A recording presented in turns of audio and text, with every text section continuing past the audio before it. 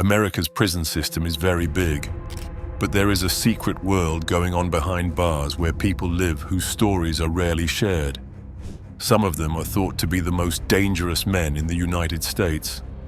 Their acts have not only changed their own lives, but they have also permanently changed society and the justice system. This video goes deep into the lives of 10 of these guys, showing how complicated their stories are beyond what you see in the news. We look at the people behind the crimes of famous crime bosses and people who did things that shocked the whole country. People who want to watch these stories should be careful, because they walk a fine line between being informative and shocking. Our investigation starts with James Whitey Bulger, a name that is well known in the history of American crime. Bullet was once one of the most powerful and feared gangsters in Boston. His life was a mix of myth and truth. He was born in South Boston in 1929 and grew up in a working-class home. As a child, he started a life of crime. By the 1970s, he was well known as the leader of the Winter Hill Gang. Bulger was the boss of Boston's crime underworld. He was smart, cruel, and allegedly got special treatment from some FBI agents, which helped him stay out of trouble for decades. Bulger did a lot of different illegal things, like selling drugs, extortion, and helping to kill many people. He was able to avoid police, which made him seem like a magical figure. He was a dark folk hero who worked both in plain sight and in the shadows. Bulger was caught in Santa Monica, California in 2011. He had been on the run for 16 years. During his 2013 trial, he was found guilty of many crimes, including taking part in 11 killings. The fact that Bulger was famous made his time in jail very interesting. Both other prisoners and guards were very aware of his history and reputation. Bulger never said sorry for his crimes in public, but his story brings up important questions about how crime, sentencing, and the role of law enforcement in keeping people in jail are connected. When we look deeper into the shadows of America's most dangerous men, we find a very different but still very scary story of power, betrayal, and the search for forgiveness in the prison system. Theodore Kaczynski, who became famous as the Unabomber, was a very smart and very religious person whose story led to a nationwide search for him. He is one of the most mysterious criminals in US history because he is against technology progress. Kaczynski was born in Chicago in 1942 and was a child genius. He did very well in school and went to Harvard University when he was 16. But beneath his academic success were the signs that he would become radicalized in the future. His time at Harvard, which included a controversial psychology experiment, and his later years spent alone, shaped his critical views on technology and society.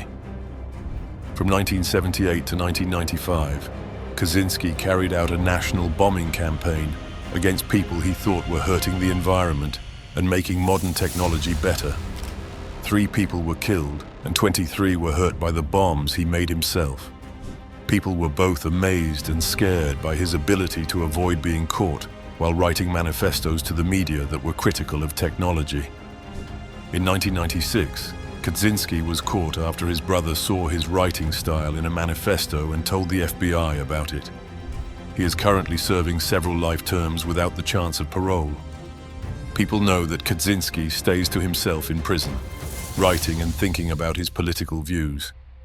We have to think about hard things like how technology affects society and the thin line between genius and crazy because of Kaczynski's case. His story is a sad reminder of how strong views can push people to do terrible things. After seeing the lone figure of the Unabomber, we move on to a story about organized crime and the fight for power in the mafia. The next section tells us about the life of John Gotti, also known as the Teflon Don, whose name became linked to the power of the mob in the United States.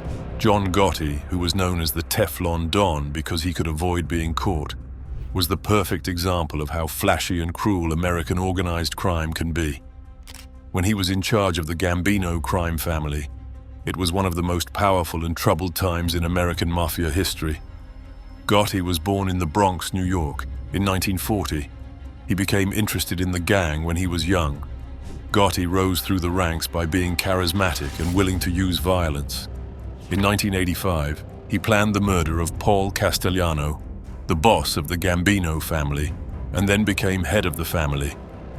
The Gambino family did a lot of illegal things while Gotti was in charge, like gambling, loan sharking, extortion, drug dealing, and murder, because he was so open about his involvement in organized crime, and because he knew how to work the media, he became a well-known public figure. In 1992, Gotti was found guilty of many crimes, including murder, plot to commit murder, racketeering, and tax evasion. His boss, Salvatore "Sammy the Bull" Gravano, gave important evidence that helped the court find him guilty. Gotti was given a sentence of life in jail without the chance of parole. He stayed there until he died in 2002. While Gotti's story shows how complicated the mafia is, it also shows how hard it is for police to get inside organized crime.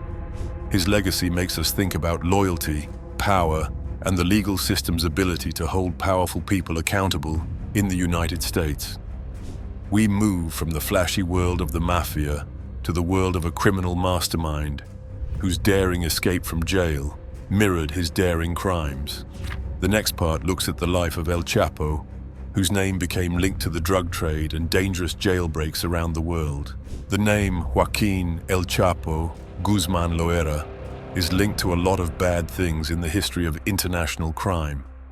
El Chapo was the worst drug lord of the 21st century because he was in charge of the Sinaloa cartel. His life story reads like a script from a high-stakes drama.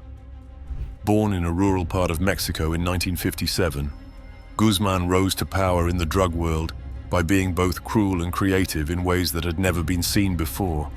His operations took place on multiple countries, and he became famous for being able to avoid being caught. An enormous amount of drugs like cocaine, methamphetamine, and heroin were made, smuggled, and sold through Guzman's illegal empire. His drug cartel's operations were violent, which caused a lot of pain and death and made the drug problem in North America worse. El Chapo's jail time is just as well known as his crimes. His 2001 and 2015 escapes from high-security jails showed how well-organized he was and how corrupt the prison system is. He became known as the escape artist of the drug world because of these risky escapes. But when he was caught again in 2016, he was sent back to the US and given a term of life in prison, plus 30 years in 2019. The story of El Chapo shows how hard it is to fight drug crime on a global scale and how complicated the war on drugs is. It shows how poverty, greed, and the need for drugs are deep-seated problems that feed the drug trade. From the dark world of drugs to the world of white-collar crime, our next part shows that danger and dishonesty are not only used with guns and violence, but also in the pens and ledgers of the corporate elite. People often think of Bernard "Bernie" Madoff when they hear the name of one of the biggest financial scams in history. Madoff's main tool was lying, and he used a Ponzi plan to scam investors out of billions of dollars. This was different from the violent crimes of others profiled. Madoff began his career in finance with a small investment company. He was born in Queens, New York in 1938. His business and image grew together, which he used to get to the top of Wall Street. But under the appearance of success lay the plans for a fraud that would fall apart in a spectacular way. It is thought that Madoff's Ponzi scheme, which was exposed during the 2008 financial crisis, stole about $65 billion from investors. Madoff kept up the appearance of a successful fund by giving fake returns and making up statements. This led people, groups, and institutions from all over the world to invest. Madoff was given a 150-year prison term in 2009, which shows how bad his crimes were. During his time in prison, he lost his social standing and had personal tragedies, like his son who killed himself. He died in prison in 2021. The Madoff scam changes the way we think about crime by showing how trust and greed can be abused to do terrible things. It shows how important it is for the financial sector to be careful and follow the rules in order to avoid large-scale fraud. From the fancy offices of Wall Street to the rough streets run by gangs, our next story is about the violent and tragic life of a gang boss whose criminal empire caused chaos in the places it touched, showing that danger comes in many forms. Robert Hanssen, who used to work for the FBI, had a double life that led to one of the worst acts of spying in US history. His story is a scary warning of how weak national security is and how complicated betrayal can be on a deep psychological level.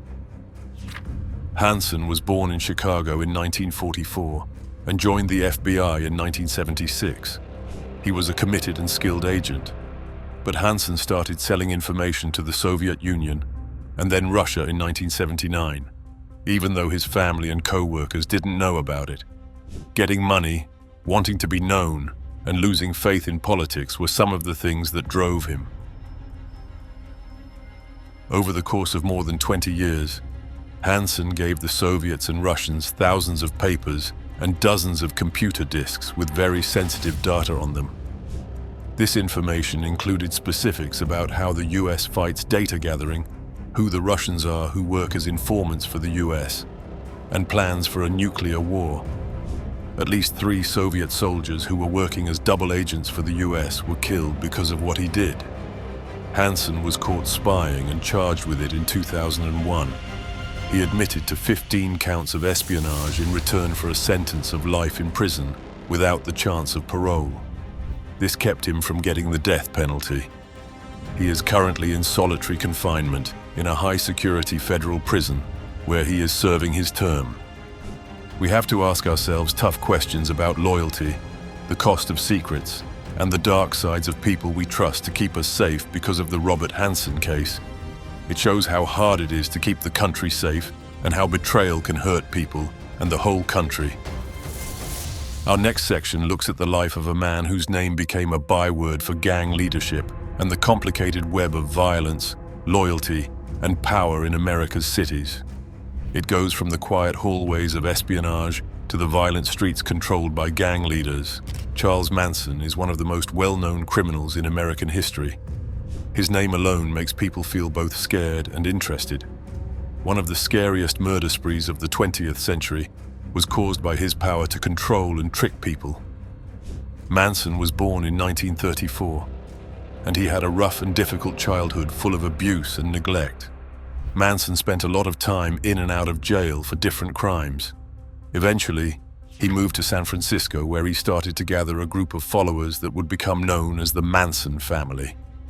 In the summer of 1969, people who were following Manson killed several people in horrible ways. The Tate LaBianca killings were the most famous and shocked the whole country. Manson had an amazing charisma and power over his group, as shown by the fact that he could get his followers to do such horrible things. Manson was found guilty of first-degree murder and conspiracy to commit murder for the deaths that his followers started. He was sentenced to death in 1971, but when California got rid of the death penalty, his sentence was changed to life in jail. In prison, where he stayed until his death in 2017, he was a figure that the people in the media were always interested in. The Manson case makes people think about scary things like charm, power, and the ability to do bad things. It shows how dangerous cults can be, and how terrible it is when leaders are manipulative. However, Manson's life story and the horrible killings that his followers did are still a dark reminder of how people can be manipulated and violent. After talking about the murderous and manipulative goals of a cult leader, our next section will look into the mind of a serial killer whose actions caused fear and made law enforcement agencies across the country rethink how they do their jobs. In the history of American crime, Ted Bundy is one of the most scary and mysterious people. He is known as a sign of evil because of how smart, charming, and violent he was in his crimes. Bundy's ability to avoid capture while killing a number of horrible people has had a lasting effect on the nation's awareness. Bundy was born in 1946 in Vermont and grew up in a fairly normal home, but he had dark urges that he hid. Bundy's life took a dark turn when he was doing well in school and looked like he had a bright future ahead of him. He was one of the most dangerous serial killers in American history because he was a monster behind a nice front. Bundy admitted to killing 30 people, but the real number is still unknown. His crimes, which happened in several states between 1974 and 1978, included beating, killing, and sometimes necrophilia with young women. Bundy's way of getting his victims to come to him, which often involved pretending to be hurt or in charge, showed how manipulative and dangerous he was. Bundy was given the death penalty in Florida for his crimes after a series of cases that caught the attention of people all over the country. During his time on death row, he became a strange celebrity. He got fan mail and even marriage offers. Bundy tried to get information about unsolved killings that would delay his execution, but in the end, he was put to death in 1989. The Ted Bundy case makes us face the scary truth that monsters can be hidden right in front of us. His story makes us think about how much we can trust people, how well law enforcement worked before computers, and how complicated serial killers' minds are. Bundy's legacy is a sad warning of how bad people can be, and how important it is to be alert to protect society. We go from Ted Bundy's fake charm to a story of crime and revenge that shows how important it is to fight widespread corruption.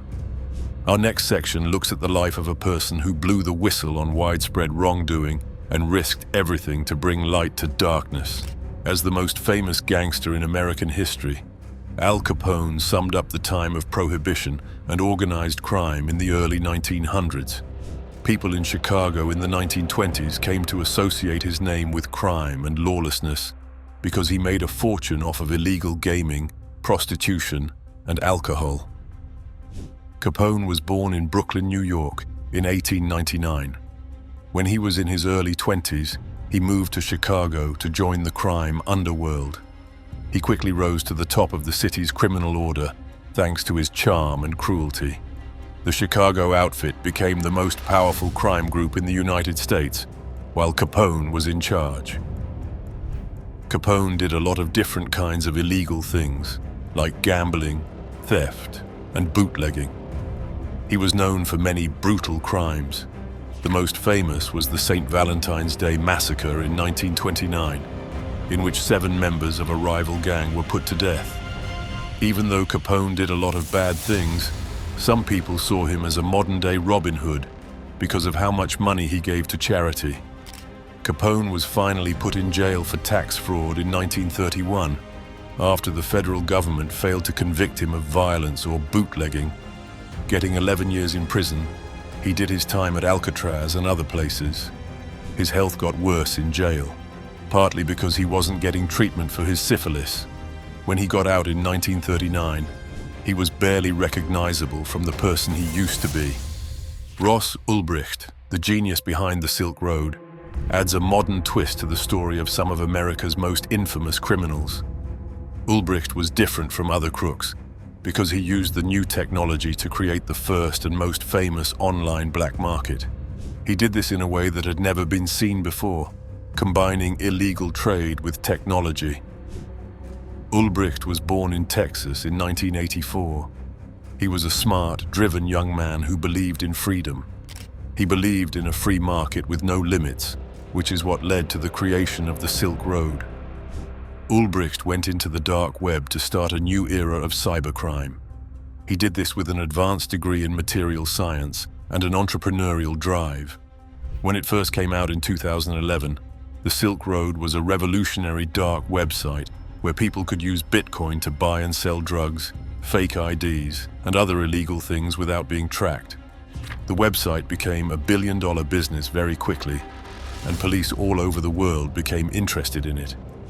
Ulbricht, who went by the online name Dread Pirate Roberts, was targeted because he helped make this huge illegal market possible. The arrest of Ross Ulbricht in 2013 and his following trial were turning points in the field of digital law enforcement. He was found guilty of money laundering, computer hacking, conspiracy to traffic fake IDs, and conspiracy to traffic drugs in 2015. He was given a double life sentence, put 40 years without the chance of parole. Ross Ulbricht and the Silk Road case questions common ideas about what crimes are and how they should be punished in the digital age. It makes us think about privacy, internet freedom, and the government's role in keeping the digital world safe.